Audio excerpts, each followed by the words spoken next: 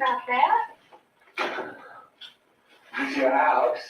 Yeah, it's messy right now. I just got off work. It's nice. It's got air conditioning.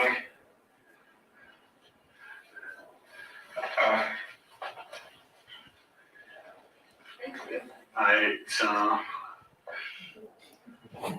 Here, just scrapbook of your clippings and everything anymore. This I got you running. I ran a long way. It's a long time.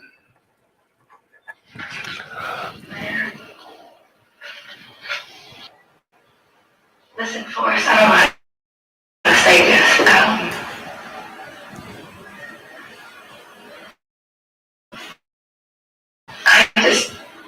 I want to apologize for anything that I ever did to you because I was messed up for a long time. And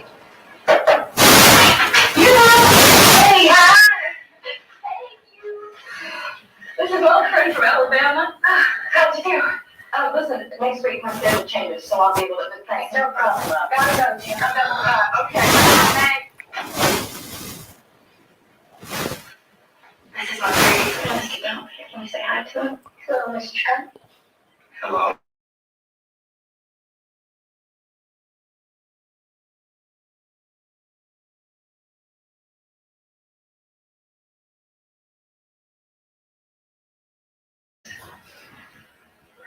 Like me. I named him after his daddy. He got a daddy named Forrest too. You're his daddy, Forrest.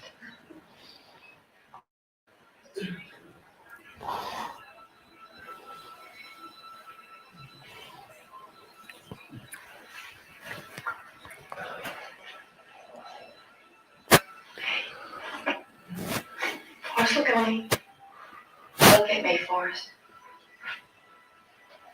There's nothing you need to do, okay? You didn't do anything wrong. Okay?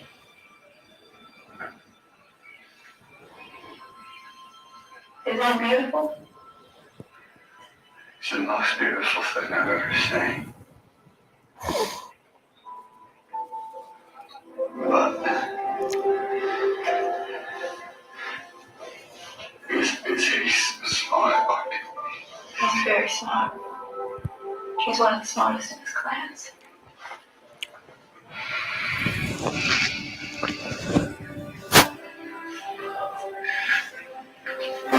Yeah, it's okay. You can talk to him.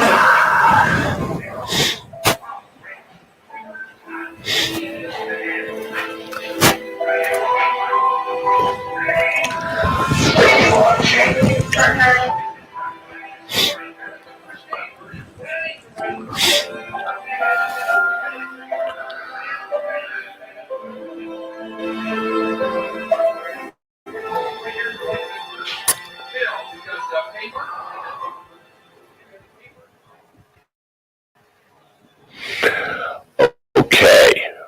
Kills me. That scene kills me. So, does anyone want to talk about what they like about it or don't like about it or anything like that? Can we have lights?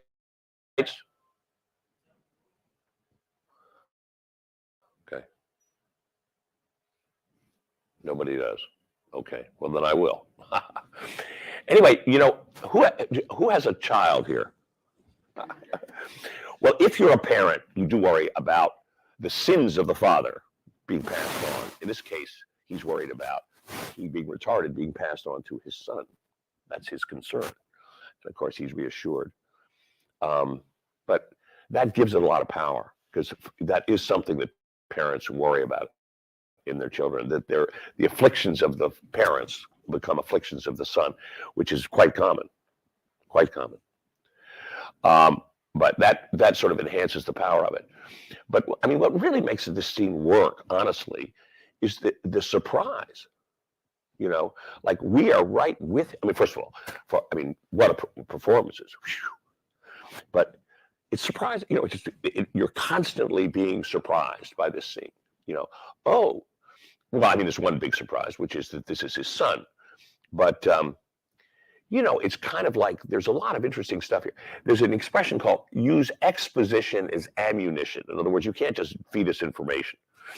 But I mean, she has the scrapbook. So what do we learn? We see all this stuff he's done. Now we've actually been familiarized with it before, but it's sort of part of the story. It's woven into the fabric of the narrative. It's not a lot of bullshit that you're getting throwing at us.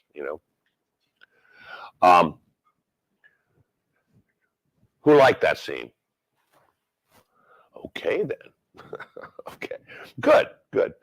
Well, anyway, these things are worth really kind of looking at and studying and asking yourself why it works. And there are two things on the website that are good that way.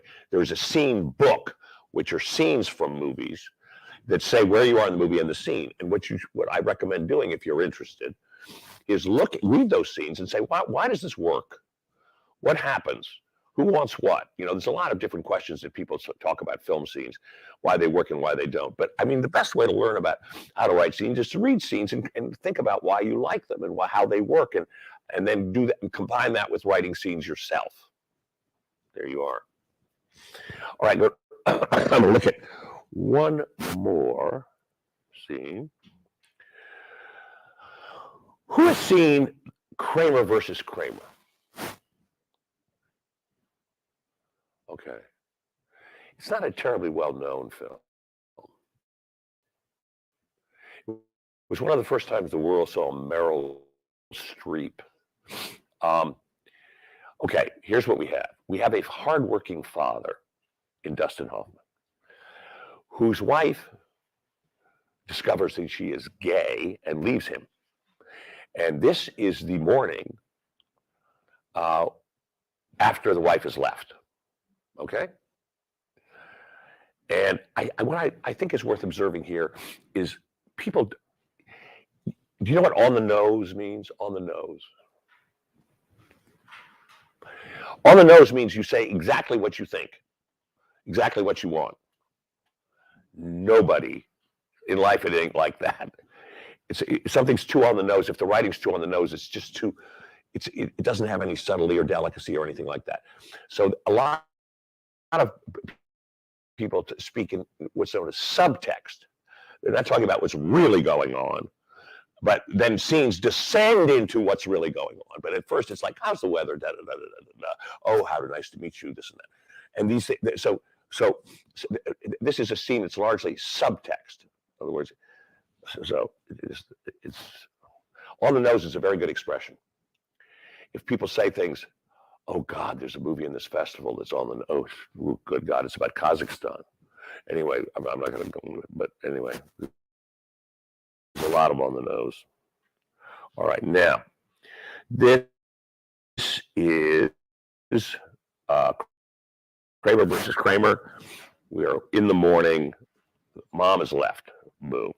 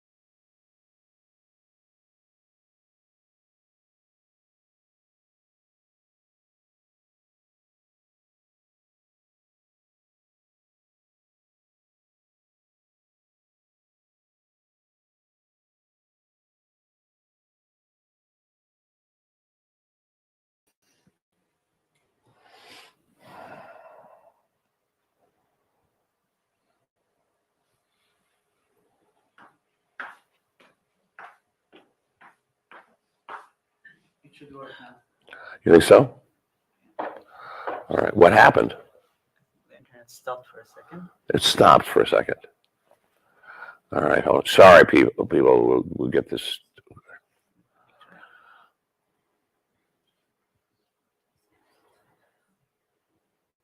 It's still not working.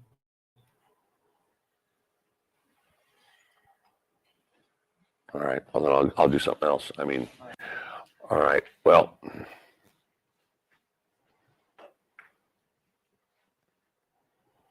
try another scene here, huh?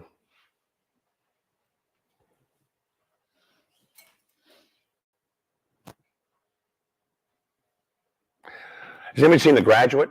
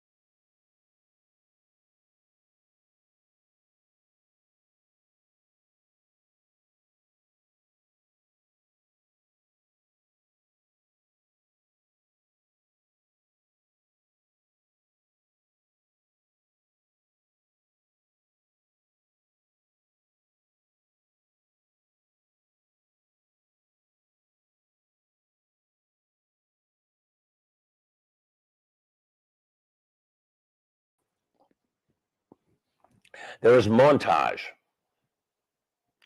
which who knows what montage is? Everybody know what montage is?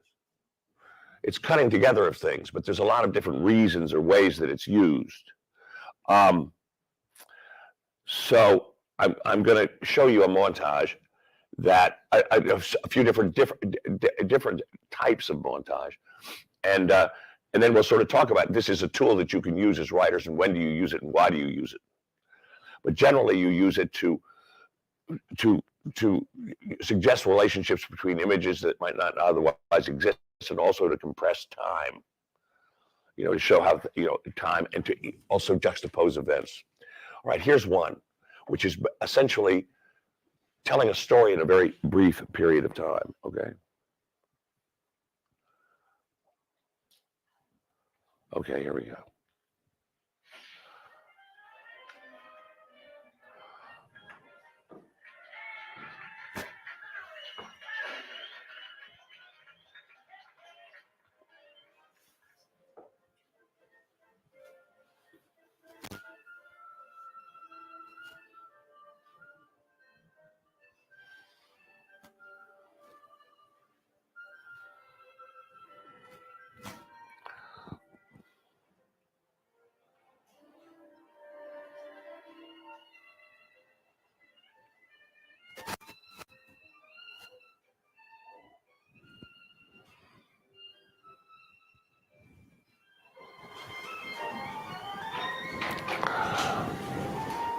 Can you hear this? No?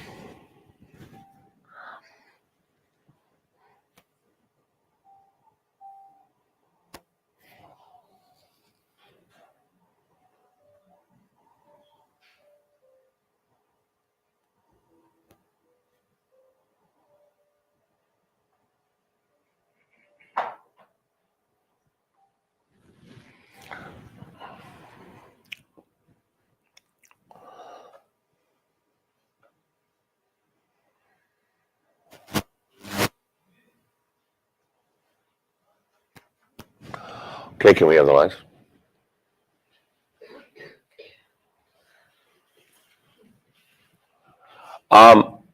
So there you have montage used to tell a story in a very sort of telescopic way. You think it worked?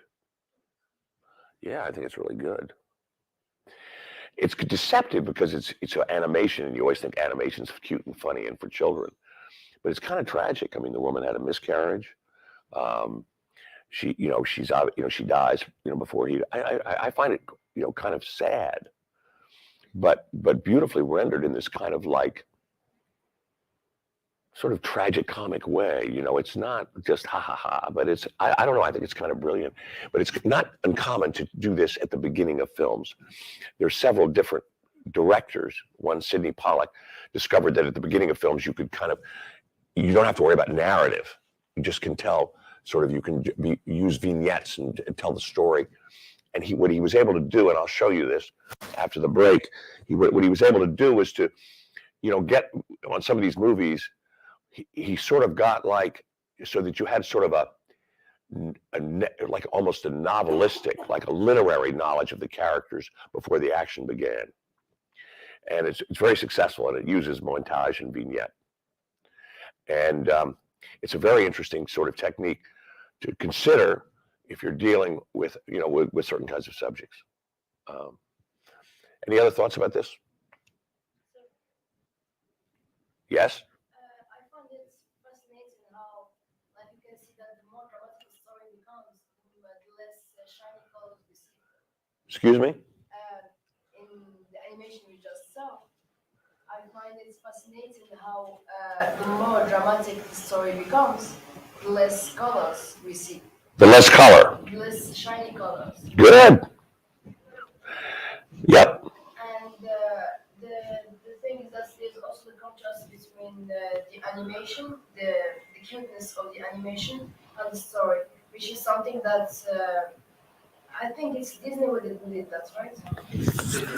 Pixar, sorry. In other Pixar movies, they also use like the same technique in using a cute animation for a tragic story. Yeah, I think it's very, very effective. But again, a lot of these things is like, what did you like about it, and how can you use it? That's the interesting thing. Okay, so it's 11:30. Is that good? All right. I'm going to show you a few other montages, and then we're going to just go through the tools that writers have. We've watched a few scenes, successfully or unsuccessfully, as the case may be. If we get the internet back, and I may show you one more scene. Let's see. Anyway, let's take a break, and we'll be back in 15 minutes, right? Okay, good.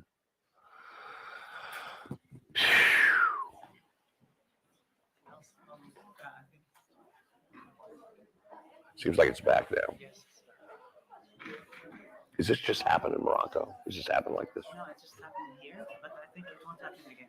You don't think so? It happened yesterday. It happens last year because of the live stream, but now the live stream people got their. Wait a second.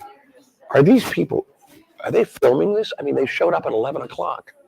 Yes, it's a live stream. People watch it live on the website. But I mean, they showed up at 11 o'clock. It starts at 10. I know. I mean, the mic was put on late, right? Yeah, that's all right. Okay, let's see.